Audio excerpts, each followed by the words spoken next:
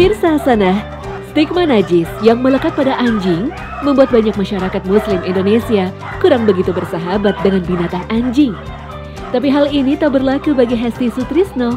Di rumahnya di Desa Gunung Mulia, Kecamatan Tanjolaya, Kabupaten Bogor, Jawa Barat, memang banyak anjing yang jumlahnya mencapai ratusan. Ya, wanita 37 tahun ini tak segan berinteraksi langsung, bahkan bersentuhan dengan puluhan anjing di rumahnya tanpa rasa risih atau jijik. Memang, dalam mazhab Syafi'i yang dianut oleh masyarakat Muslim di Indonesia, air liur anjing itu najis berdasarkan sabda Nabi SAW. Jika anjing minum di salah satu bejana di antara kalian, maka cucilah bejana tersebut sebanyak 7 kali. Hadis riwayat Bukhari dan Muslim. Dalam riwayat lain disebutkan yang pertama dengan tanah, debu. Hadis riwayat Muslim. Tak hanya air liurnya saja, bahkan seluruh tubuh anjing juga najis. Maka jika menyentuh bulunya yang basah, seseorang harus mencucinya 7 kali, salah satunya dengan tanah.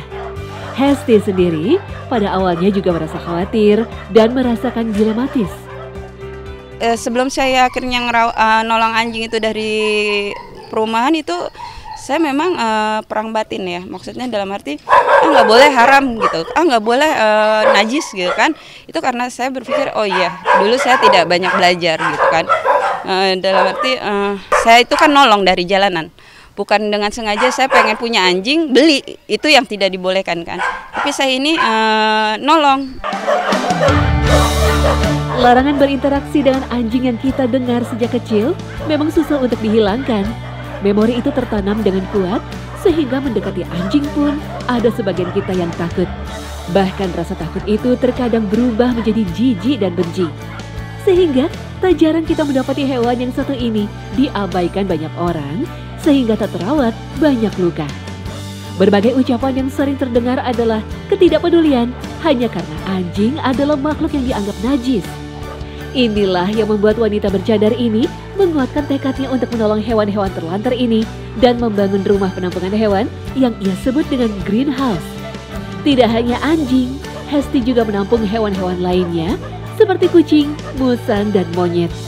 Namun, tidak dipelihara dalam rumah penampungan yang terletak di Tanjolaya, Bogor, Jawa Barat ini. Tapi ada di rumah pribadinya di daerah Pamulang, Tangerang Selatan. Sebelum membangun rumah penampungan para hewan terlantar ini, di tempat tinggalnya yang lama di Pamulang, Tangerang Selatan, Hesti sempat mendapatkan penolakan dari warga sekitar. Karena rumah tersebut berada di daerah padat penduduk, dan suara gonggongan anjingnya dinilai mengganggu. Pro kontra tentang dirinya yang bercadar dan menolong anjing-anjing ini selalu datang. Entah dari keluarga, tetangga, para pecinta hewan, atau masyarakat yang tidak Hesti kenal sama sekali. Namun, Hesti menganggap ini adalah sebuah ujian. Apakah Hesti bisa terus menolong hewan-hewan terlantar ini atau akan berhenti dan menyerah? Akhirnya ya banyak deh hal yang positifnya gitu. Yang saya dapat dari nolong anjing ini. Banyak hal positifnya daripada negatif. Kalau negatifnya pasti ada. Keluarga nggak suka, keluarga menolak, tetangga yang nggak suka, yang ibaratnya suaranya menggonggong, terus bau. Tetapi saya positif thinking aja, ya Allah ini ujian. Dimana saya nolong itu, kalau saya cuma ikut-ikutan mungkin saya menyerah dengan apa yang Allah kasih ujian ini gitu kan. Tapi kan saya menolong karena Engkau ya Allah. Jadi saya harus kuat. Di tengah tantangan yang menghadang dengan bertubi-tubi, Hesti tetap berharap agar sekalipun anjing-anjing ini binatang najis, tapi hendaknya tidak menyakitinya. Padahal belum makan misalkan dari pagi gitu, mereka sabar gitu, tetap nyari di jalanan, nyari sampah, bener kan? Ketika udah dapat makanan dilemparin gitu, tapi mereka nggak balas, mereka malah kabur, pergi gitu kan, seperti itu. Ya, dan kedua lagi, ketika interaksi dengan mereka, bergaul dengan mereka kesatu, hati saya bersih. Tidak ada iri, tidak ada dengki, dan ketika berbicara dengan mereka, kita tidak bergibah, tidak membicarakan orang lain. Kita hanya membicarakan besok beli makanan apa ya, doain dong, doain bunda, biarin Allah kasih rezeki gitu kan. Kita nggak pernah tahu mereka tuh berdoanya dengan cara apa, yang pasti yakin mereka itu berzikir kepada Allah gitu. Sekalipun anjing itu najis, bukan berarti kita kemudian merasa jijik, apalagi membencinya. Karena anjing itu adalah makhluk Allah Subhanahu wa taala yang tentu saja ada hikmah di balik penciptaannya. Allah Subhanahu wa taala berfirman, "Dan tiadalah binatang-binatang yang ada di bumi dan burung-burung yang terbang dengan kedua sayapnya, melainkan umat juga seperti kamu. Tiadalah kami alpakan sesuatu pun dalam Alkitab, kemudian kepada Tuhanlah mereka dihimpunkan." Quran Surah Al-An'am ayat 38.